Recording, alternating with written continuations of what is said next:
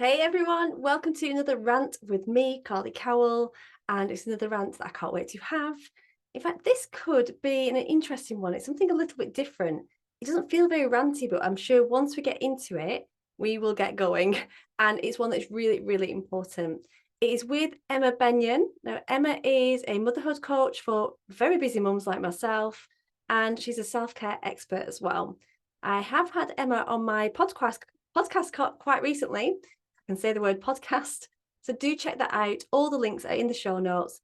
And it's a very similar sort of conversation, but we are breaking something down a little bit differently today. So I'm going to bring Emma on and we will get to it. Here we go. Emma, hi, how are you? I'm great, thank you. How are you? Oh, I'm good. I'm hot. Anybody that's not in the UK, we're probably just going to talk about the weather, but yeah, enjoying.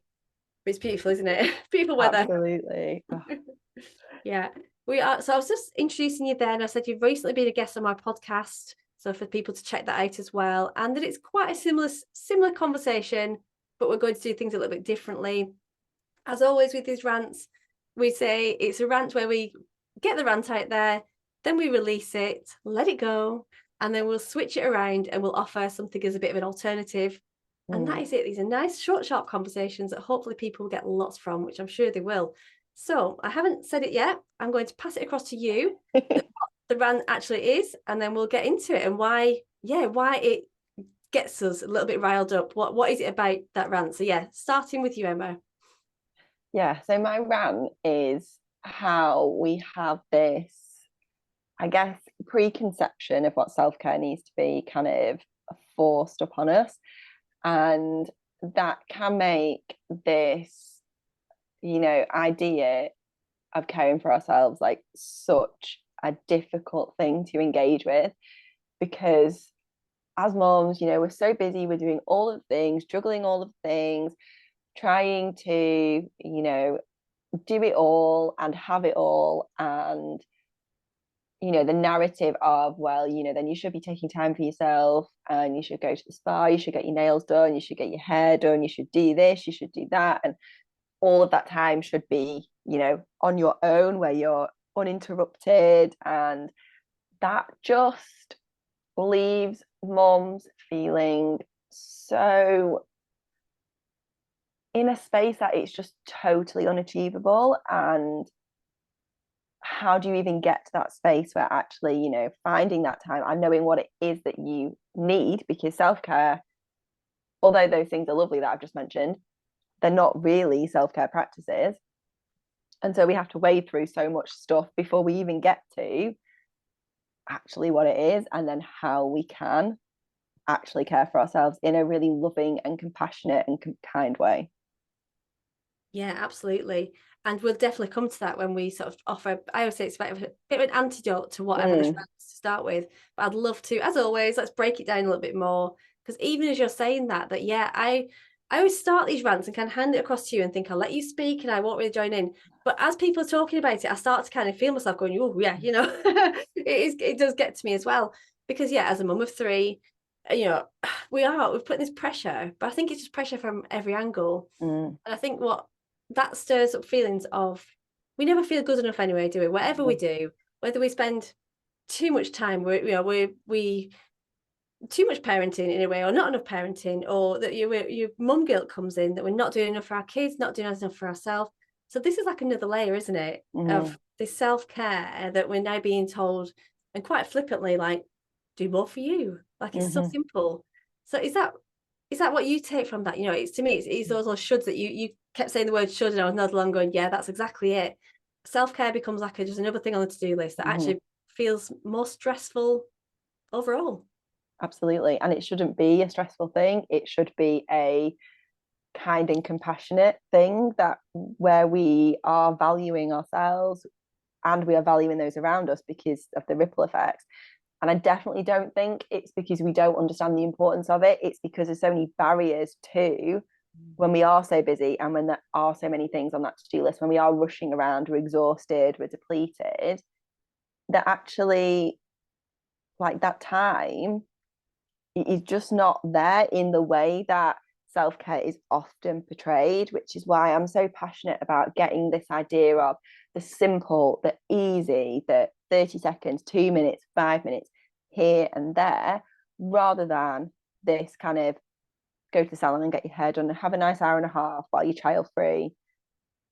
The guilt, all of those kind of, feelings, even things like asking for help with something, it all feeds into that, doesn't it? That you should be absolutely everything to your kids, and then you should be doing all these other things as well. And there is no way that you can be everything to your kids unless you are valuing as well what you need in a way that actually, you are caring for yourself in the same way that you would care for your children, for your partner, for your friends, for your family members. And it gets me so frustrated because I'm so passionate about it. But as soon as you mention self-care, people are like, whoa, no, thank you, switched off, not interested. You're like, actually, we need to reframe this because it's been pushed so much through different industries, that you need to be doing this, you need to be doing that. And it's that language, isn't it? You should be doing that. Okay, well, I get that. That doesn't help me as a busy mom to actually practice that. So it's really that language, isn't it, of actually, breaking it down, stripping back all of that, absolute, unnecessary dialogue around it, and actually look at what it is fundamentally, because it's about that value. It's about caring for ourselves, as I said earlier, in that kind and compassionate way that we do so for others so very well as mums, as parents, but we need to turn that back on ourselves as well. Yeah, 100%. And I'm going to bring yet again, because it's almost like, we're 5 minutes in approximately. We're not done with this rant just yet. We will release it. I'm going to add more to it, Emma. We keep layering it. Then we'll release it. But something again, whilst we're chatting there, that I thought of, I mean, social media and the media in itself, advertising, marketing, that's what came to mind then. And maybe that's from my more marketing mindset, that I think they've got a lot to answer for, haven't they? And all these celebrity mothers that you probably do see getting a massage and having the nails done, and the false sense of self-care. So how does that impact us? We're seeing this, we're absorbing it every day, whether it is the media telling us, a Boots advert saying go and have a pamper treatment, or the media showing celebrities pampering themselves. That adds something else, doesn't it? Absolutely. And I think it all kind of feeds into that, whether it's that or whether it's, somebody having a really clean house and they've got toddlers or whatever it is, it all feeds into that narrative, doesn't it, of like not feeling enough. And I think with that, we need to have that perspective, don't we, of actually social media is often the shiny, clean, etc. space that we show, those moments of pure happiness, pure joy, when we've all got our, stuff together, and actually what we need to remember with that is often that's not the case. We're only seeing part of what's in front of that camera or video. We're not seeing, the mess piled up in the background potentially. And what we're also not within that is, somebody else's, whether it's celebrity or whoever, because I'm sure some people look at mine and be like, well, she can go to the gym on a Friday morning. It's like, I can do that because I'm co-parenting and I don't have my daughter on a Friday morning. So I can do that. I wouldn't do that if I had my daughter in a morning, or I couldn't find a way around that. And so I think we also need to look at it from actually, well, okay, let's just take a step back from actually, yes, that does look shiny, it looks perfect. Actually, all of our lives are different. And the energy, the money, the time, the support that we all have is different. And so what works for me, what works for you, what works for whoever on social media is very, very different. And so that's that extra layer of, isn't it, that actually, self-care should be all of those things that we're seeing other people doing. Actually, that might not be of interest or be relevant or achievable in every single person's life, because actually we are all leading such different lives. We're all in a different season of motherhood, different season if we're running a business, in our career, in our relationships, etc. And so it's so multifaceted.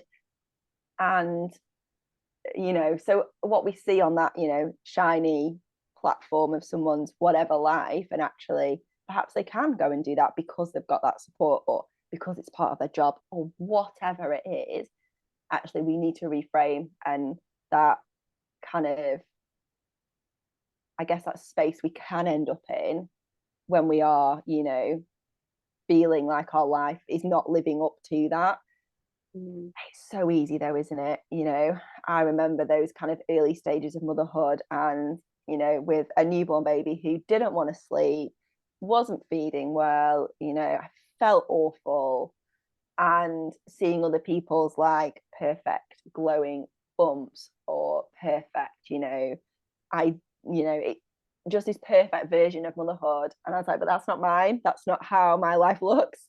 And when you then start to look, I guess, for those people who are, which I think social media is so much better at now, those people who are, well, actually, like, I've got it together some days, and actually tomorrow it all fell apart, it all fallen apart. And actually the real, the raw, the unfiltered element as well, because all our lives are like that. There's some perfect moments where we get that uninterrupted time, perhaps, we use the example of a bubble bath, because that's often used, isn't it, for self-care.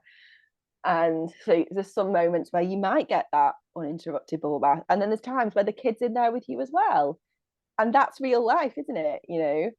I remember having some lovely bubble baths, and either there were some situations where Bella was like, "Mummy, can I wash you?" And she's got a flannel and washing my back, and I'm like, "Great." Or she's feeding me chocolate cake, and I'm just like, I just want to be left on my own.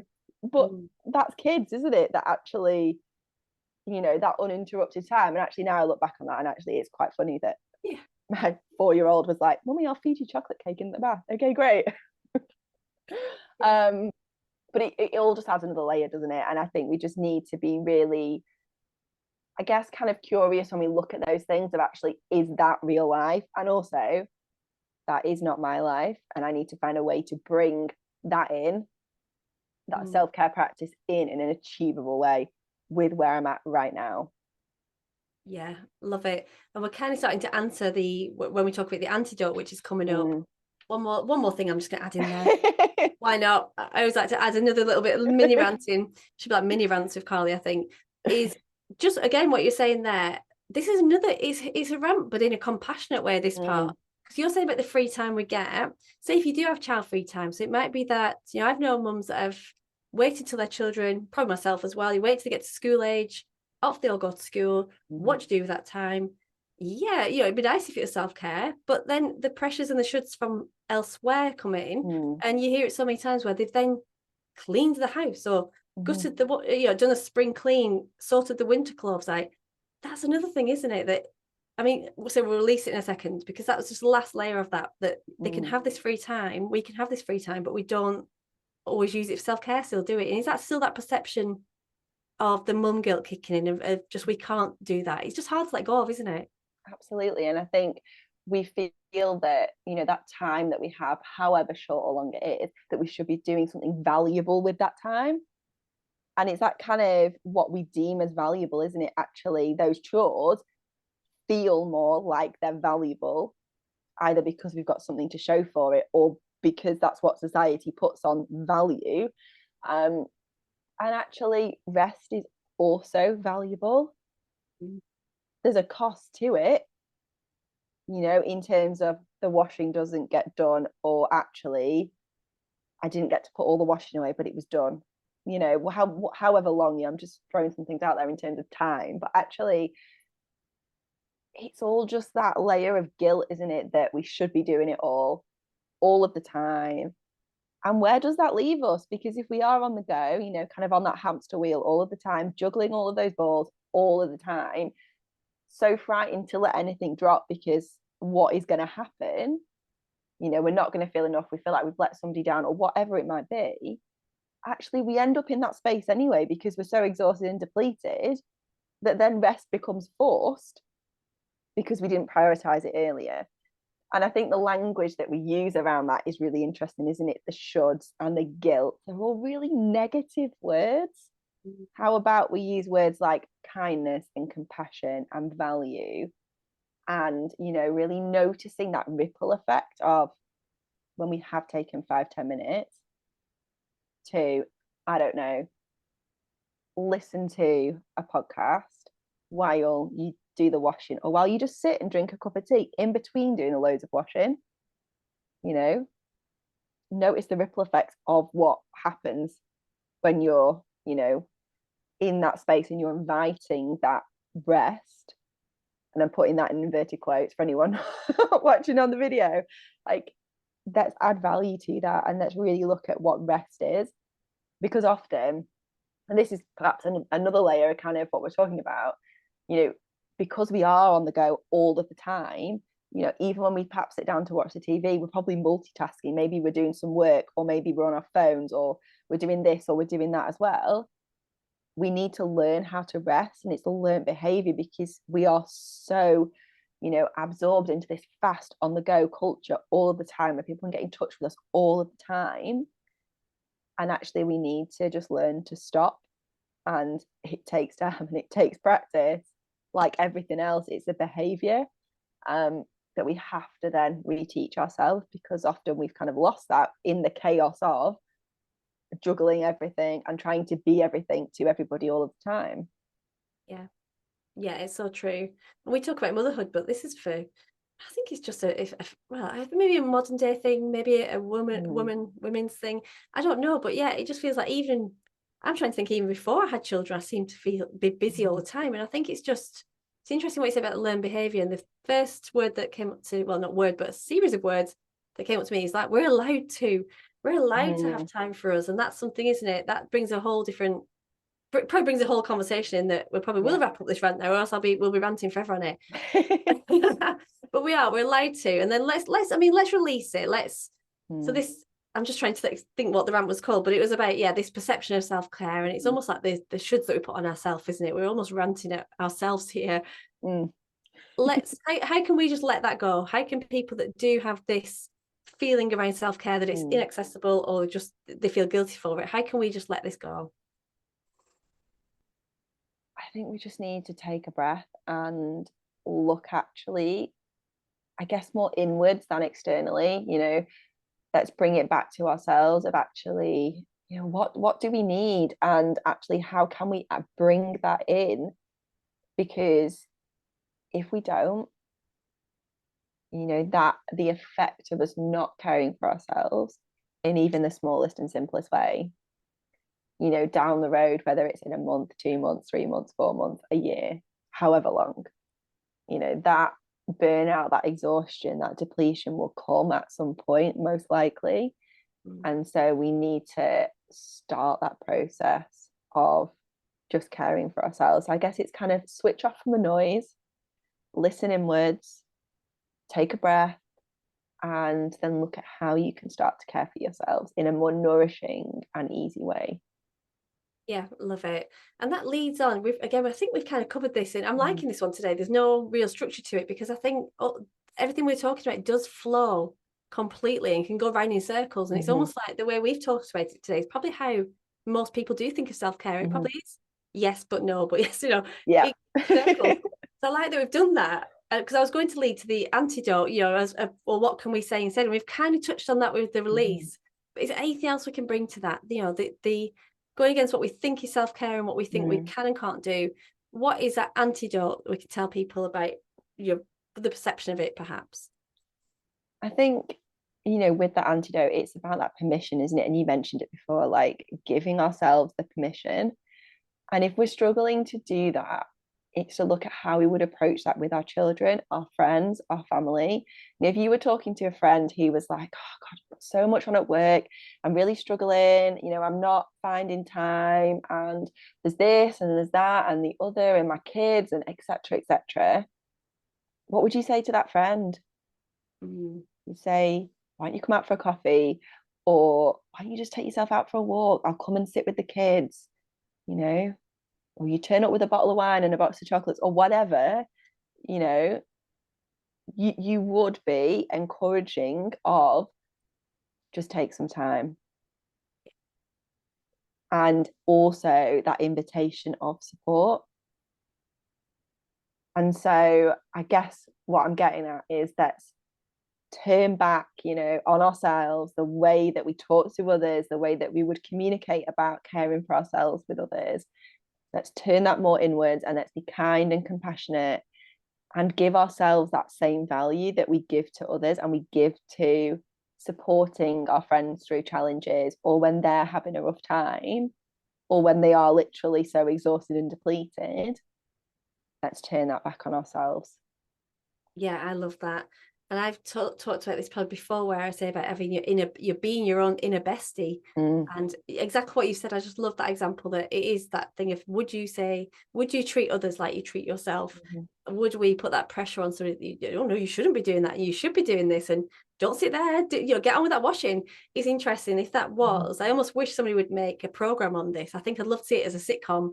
It would be quite powerful actually in schools as well, but that's a whole different thing, of somebody running that dialogue on somebody and how that would affect them. So yeah, I just love that. So that's kind of it, isn't it? That antidote is be kind, be nice to yourself. Absolutely. And imagine that ripple effect. If we are being nice to ourselves, how much nicer we are going to show up, and how much we are going to, make better choices and speak to ourselves with more kindness and compassion, not beat ourselves up when things go wrong or when things don't go the way that we thought. That kindness and compassion, I think, is absolutely key, and not just for moms, not just for parents, but for everybody, because we are so quick to turn that negative talk on ourselves rather than, okay, that went wrong, well, what can I learn from that and how can I move forward from that? That's not, we're so critical of ourselves. And again, it's that learned behavior, isn't it? That little inner critic all the time. And how can we reframe that in a more kind and compassionate way? Yeah, love it. Absolutely. And this is why I think I said this in the podcast, why it is crucial sometimes to get support. If this is something you're listening to and thinking, yes, this is me, then reach out to Emma, or just look into this. Just start to sit with the concept of what real self-care is to you and how you can be a little bit kinder to yourself. So yeah, I just love the way you do, as always. I've loved that we have ranted it out, turned it around. It's all about self-care, and self-care, really self-compassion, isn't it? Really, that's the rephrase that I'm taking from that. Reframe, not rephrase. That's the reframe I'm taking from this. So yeah, thank you so much, Emma. That's been brilliant. Check out all of Emma's links in the show notes and the podcast episode as well, where we talk for this in more depth. But yeah, thank you so much. Do you feel better for getting that off your chest as well? Absolutely. Absolutely. I think rants are needed sometimes. I think we feel so much better. Just get it out. We can turn it around and make it nice by the end. And I encourage everybody to do that. If there's something bothering you right now, maybe that's an act of self-care. Just get it out, release it, turn it around, and hopefully that thing can just disappear. Thank you so much, Emma. I will chat very soon. Thank you.